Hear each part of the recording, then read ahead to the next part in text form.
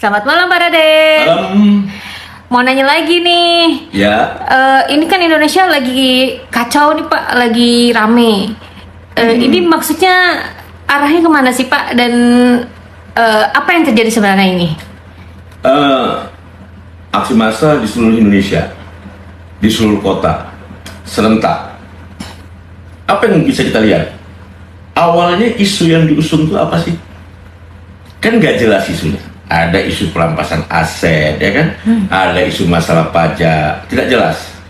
Tetapi ketika terjadi kesalahan penanganan terhadap aksi demo ini, ya, ketika ada timbul korban, maka kemudian terjadi kristalisasi, ya, mengerucut itu tuntutan masyarakat ini, tuntutan rakyat demo ini.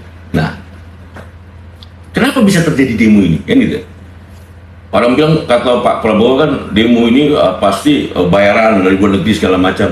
Ya, terus terang aja kita bilang, demo itu pasti dibayar, ya kan? Pasti dibayar. Kenapa? Karena membutuhkan logistik gitu. Tetapi kalau tidak ada situasi atau kondisinya, artinya situasi tidak kondusif gitu, maka orang nggak mau demo gitu ya. Tetapi ketika situasinya kondusif, masa jadi demo. Dan ini kan kalau kita lihat di TV, di media segala macam, yang demo ini kan adalah anak-anak muda, mahasiswa dan segala macam, ya, yang mereka bukan orang bodoh gitu. Lalu kenapa bisa terjadi demo begini? Apakah ada sentimen negatif kepada rejim sekarang? Ya, ini begini, kata orang ya, yang berbahaya itu bukan bukan ada orang yang benci sama Anda, bukan, tapi ada orang yang cinta sama Anda kemudian kecewa. Ini lebih berbahaya. Ketika Pak Prabowo terpilih jadi presiden kemarin, meskipun tidak sempurna dan banyak orang yang menyesalkan tentang pilihan dia terhadap Wapres, tapi rakyat coba untuk mengakomodir, ya kan? Namun Mencoba legowo mungkin? ya, mencoba legowo dengan harapan pokoknya Pak Prabowo lah, terserah siapa di sebelahnya, ya kan? Orang tutup mata itu, meskipun itu adalah suatu hal pilihan yang sangat-sangat tidak masuk akal ketika dia memilih anaknya presiden gitu ya. Ini akan menimbulkan stigma, menghidupkan kembali stigma korupsi, nepotisme itu gitu. Itu cacat cedera yang sangat saya sesalkan dalam demokrasi Indonesia. Nah, lalu kemudian para pendukung Prabowo rakyat Indonesia ini kemudian masih mengakomodir. Kalau bahasa saya itu dulu kan 100 hari Pak Prabowo gitu. Tetapi yang terjadi kan ketika Pak Prabowo itu memilih pembantu-pembantunya, yang terlihat di situ adalah bukan pilihan Pak Prabowo, tapi figur-figur, sosok-sosok yang disodorkan secara paksa kepada Pak Prabowo, dan Pak Prabowo tidak punya kuasa untuk menolak. Ini kan menjadi kekecewaan rakyat. Bagaimana seorang presiden yang dipilih secara langsung oleh rakyat, tetapi dia tidak kuasa untuk menentukan siapa yang menjadi pembantunya. Nah, kemudian untuk pembantu-pembantunya yang dia kuasa pun, yang dia punya kuasa, itu pilihannya tidak tepat.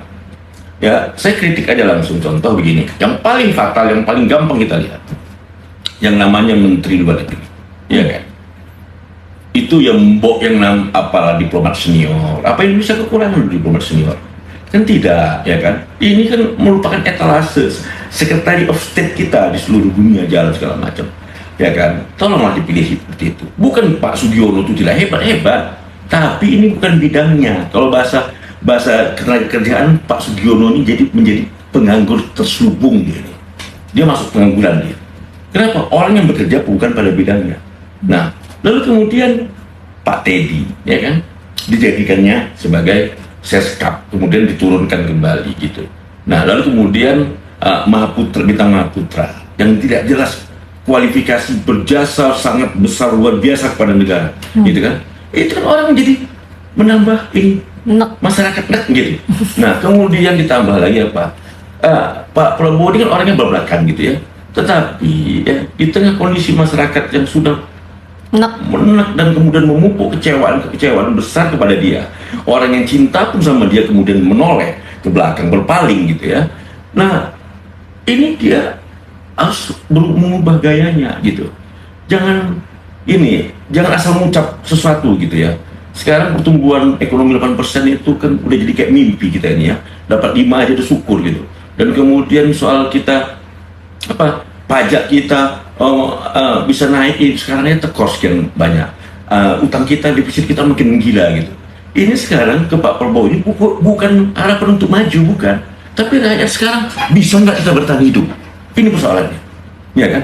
Jadi kinerja kinerja Pak Prabowo yang begituan, kemudian perilaku orang-orangnya seperti di Menara Gading, sementara rakyat yang masih kesusahan ini, sementara ini elit ini, ya kelompok ini nggak peduli, seolah hidup di dunia khayal, kemudian para seleb kemudian dikumpulkan, kemudian orang-orang yang tidak jelas kemudian berada di sekeliling istana dan berada di kabinet. Nah inilah yang menimbulkan kekecewaan.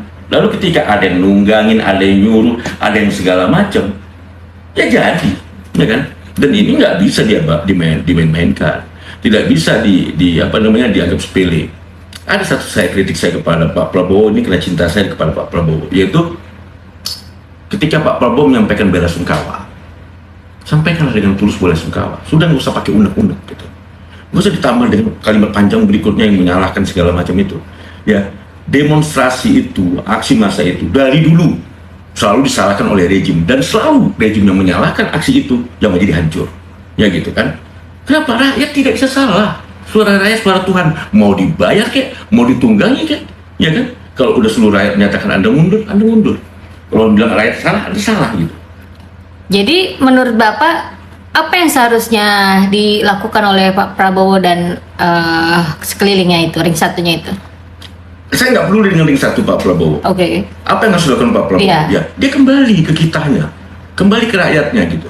Jadi Jangan menurut hidup Bapak, Menara Gading. jadi menurut Bapak Pak Prabowo sekarang lagi lupa sama rakyatnya. Begini, orang semakin tinggi jabatannya, dia semakin terasing, semakin kesepian. Akses dia terhadap informasi yang benar itu tertutup, gitu, ya kan? Pak Prabowo ini, kalau dia mau benar dan mau maju, dia harus mendengar apa kata musuh-musuhnya, kan gitu. Apa kata kritikusnya, ya gitu kan? Bukan mendengar hanya omongan dari orang sekitarnya, gitu, ya kan? Jangan Jangan anti kritik maksud Jangan Bapak. dikritik, bukan, ya. Tetapi bukan persoalan dikritiknya. Tidak sampai kepada beliau. Beliau itu menganggap keadaan Indonesia ini as usual aja. Dia tidak tahu tiba-tiba di ujung tiba-tiba rakyat menyatakan Anda harus mundur. Kan berbahaya kita. Kita tidak mau Pak Prabowo mundur, tapi kita tidak mau Pak Prabowo gayanya, cara kepemimpinannya semuanya masih tidak berubah. Ya, orang-orang yang jadi penyakit itu habisinlah semua. Ya kan? Untuk apa gitu, ya kan? Pak Prabowo itu jangan ikut dalam geng-geng yang itulah gitu, ya kan? Ini yang menjadi muak rakyat Indonesia ini gitu. Seolah-olah Indonesia ini diatur oleh sekelompok orang yang cipika-cipiki kita joget-joget itu, gitu, ya kan? Tolonglah Pak Prabowo ini jadi presiden yang benar, gitu. Ya, karena kita semua ini lagi marah dan meradang, tapi bukan mau menjatuhkan Pak Prabowo. Cuma tidak tertutup kemungkinan itu kalau kita misalnya sudah tidak tahan lagi.